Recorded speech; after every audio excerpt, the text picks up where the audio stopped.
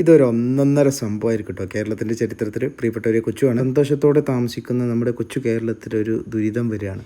ആ ദുരിതം വന്ന സമയത്ത് ഒരു രാഷ്ട്രീയ പാർട്ടി ജനങ്ങളോട് ഇങ്ങനെ നമുക്ക് അവരെ സഹായിക്കാമെന്ന് പറയാണ്.